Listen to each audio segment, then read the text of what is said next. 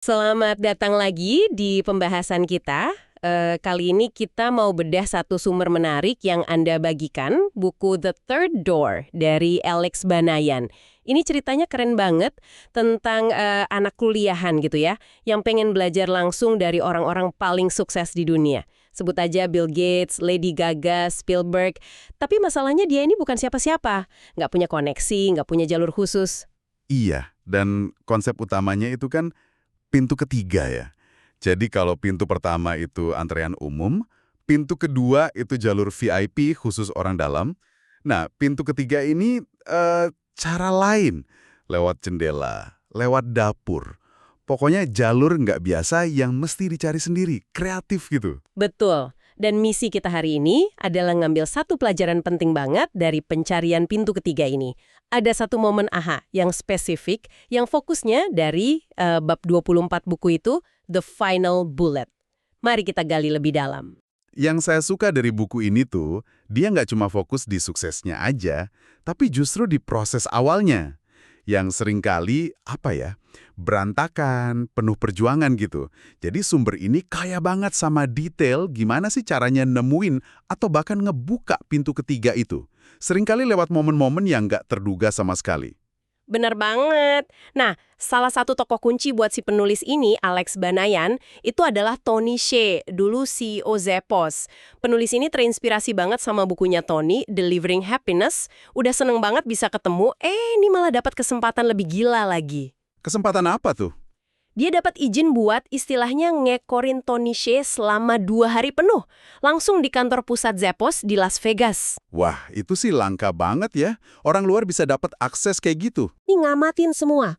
Rapatnya Tony, cara dia interaksi, cara dia mikir. Pokoknya pengalaman yang intensif lah. Terus, di tengah-tengah dia lagi asik ngamatin gitu, ada karyawan Zappos nyamperin dia. Bisik-bisik gitu. Oh iya, ngomong apa dia? Karyawan itu bilang, wah saya iri banget sama Anda. Bisa ngikutin bos kayak gini tuh impian saya. Kurang lebih gitu katanya. Nah ini dia, menarik banget kan kontrasnya, si penulis orang luar bisa dapat akses sedekat itu. Karyawan yang tiap hari ada di situ malah ngerasa itu cuma mimpi. Kira-kira kenapa ya? Apa dia cuma berasumsi aja gitu kalau itu nggak mungkin? Atau mungkin takut dianggap lancang? Atau gimana ya? Bisa jadi sih ya. Campuran dari semua itu. Mungkin segan, mungkin nggak kepikiran juga. Tapi puncaknya itu di akhir kunjungan, si penulis ini akhirnya memberanikan diri. Dia nanya langsung ke Tony. Nanya apa dia? Begini ke karyawan Anda sendiri.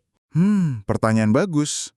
Terus jawaban Tony gimana? Jawabannya itu sederhana banget tapi nyelekit gitu. Tony bilang, saya mau banget ngelakuin itu. Masalahnya, dia lanjut, nggak ada satupun yang pernah nanya. Wow. Serius? Nggak ada yang pernah nanya sama sekali? Itu jawaban dia. Nggak ada yang pernah minta. Luar biasa ya. Ini benar-benar pintu ketiga dalam aksi nyata. Bukan soal strategi canggih atau koneksi tingkat dewa, tapi soal hal paling dasar, bertanya. Keberanian buat nantang asumsi kita sendiri. Bahwa pintu itu pasti ketutup. Iya. Kita sering banget bikin tembok di kepala sendiri ya. Mikir, nggak mungkin lah. Patang belum dicoba. Betul, jawaban Tony Hsieh itu nunjukin banget kalau seringkali kita sendiri penghalang terbesarnya.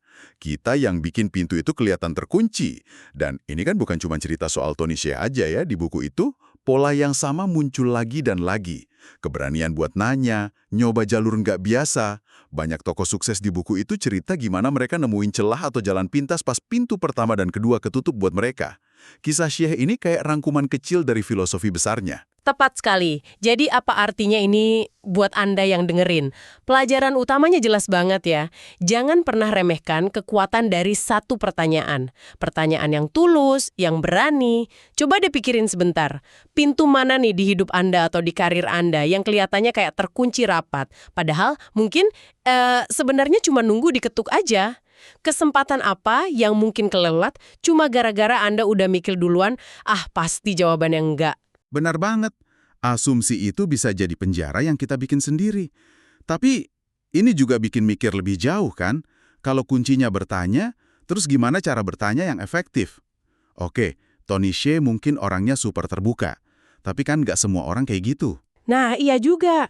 Gimana caranya biar pas kita nanya, kemungkinannya dijawab iya itu lebih besar. Apa soal waktunya yang pas? Atau mungkin kayak si penulis, kita perlu persiapan dulu. Udah pelajarin orangnya, karyanya. Jadi pertanyaannya lebih berbobot gitu. Menarik. Jadi nggak asal nanya juga ya? Betul. Atau mungkin cara kita ngebungkus pertanyaannya itu sendiri. Ini bukan cuma soal nekat, tapi ada seninya juga. Seni bertanya dengan cerdas. Wah, ini jadi bahan pemikiran lagi ya. Iya, sesuatu yang bisa Anda eksplorasi lebih lanjut lah, sesuai konteks Anda masing-masing. Gimana cara membuka pintu yang kelihatannya tertutup itu?